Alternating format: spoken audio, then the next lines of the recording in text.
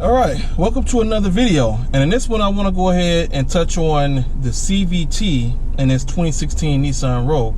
And basically I was inspired to go ahead and do this quick and easy video. In the comment sections from one of the other Rogue related videos, I got a question from Ghost227 about my concerns with the reliability and just all the hoopla around the CVT transmission. And so I was like, this should be a pretty easy one to not only answer the question, but make a video and kind of show one of the things that I make fun of with the CVT paired with the engine in the car, and kind of just again just talk about what I think. So I'm gonna go ahead and hop on the expressway and do a good acceleration run so you can hopefully hear how it sounds, and then I'm gonna go ahead and talk about the CVT transmission. So go ahead and stay tuned. I'm gonna get on the road and get to the expressway, and we're gonna pick up the video there, and I'm gonna share my thoughts. So let's get into it. All right, so I'm on the road in the Rogue, and I'm about to go onto this expressway ramp. So we're gonna go ahead and I'm just gonna gun it, and I hope that the sound picks up on how the engine sounds.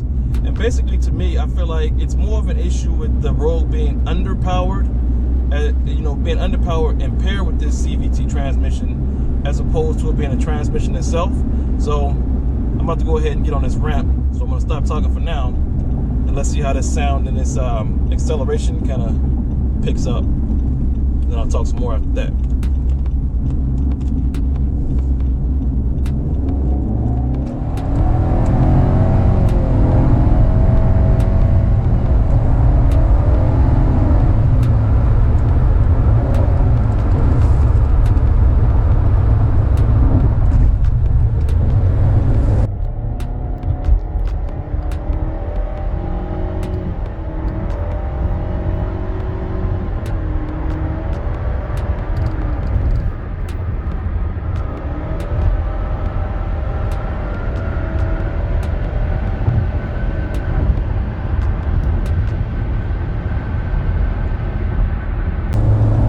Okay, so hopefully that sound picked up pretty good. And in my opinion, that's the problem with the CVT and the 4-cylinder.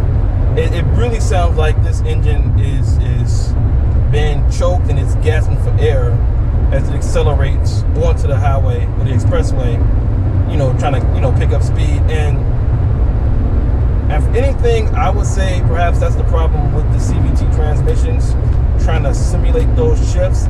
To me, it doesn't feel natural in comparison to a regular transmission. And I think the biggest competitor, or at least in my mind, from the vehicles that I've driven the RAV4, the newer model that just came out, and I believe it was a 2019, perhaps even 2020 Ford Edge. And both of those, the shifts, everything about it, it felt like there was enough power to get that vehicle from point A to point B. If you had to take a pass on the expressway or just kind of accelerate, it felt a lot more smooth. And that's the one thing that I will say about this Rogue, is that it feels underpowered.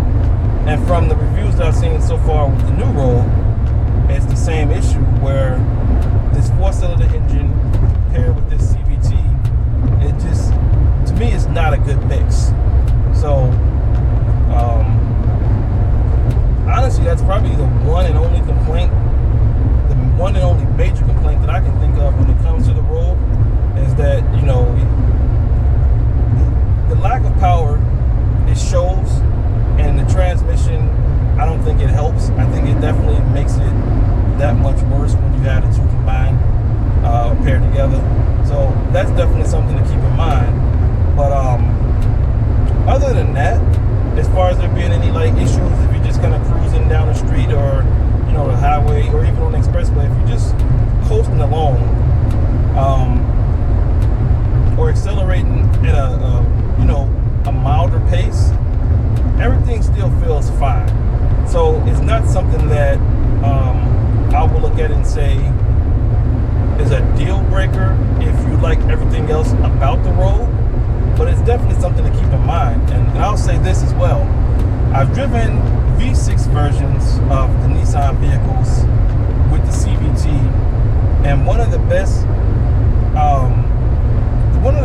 examples I can give of how the CVT isn't an issue is I rented, I believe at the time it might have been this 2012, 2013 Nissan Maxima, and I didn't even know anything about a CVT at the time. So, you know, when I'm driving the car, you know, like I believe it's a 290 horsepower V6. So, with that being said, when I'm taking this car on the expressway, and I took it for a nice long drive, as I'm accelerating, it just felt like there was limitless power, smooth shifts, everything was smooth in that V6, in that Ultima, or Maxima, excuse me. So, the CVT paired with a V6, I think feels more natural, and I'll definitely kind of have to pay more attention in some of the other, you know, vehicles that I drive.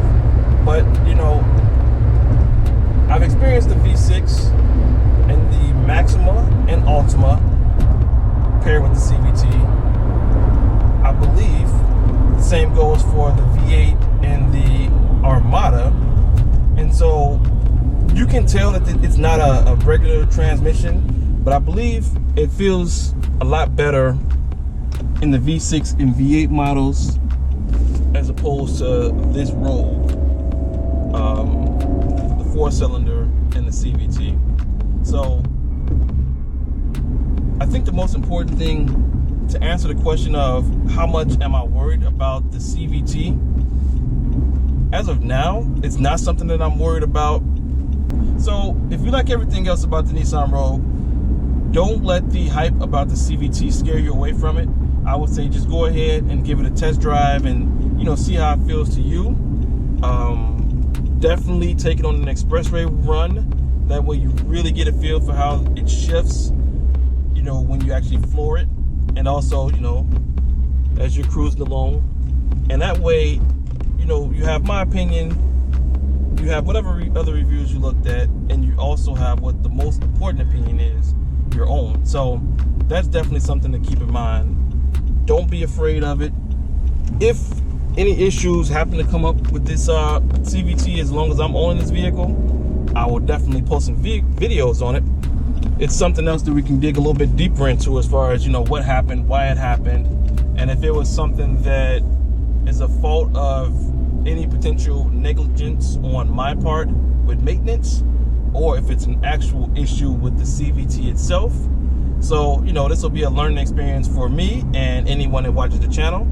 So, stay tuned. I think that's really all I have for this video. So, thanks for watching, and I'll catch you in the next vehicle. I'm out.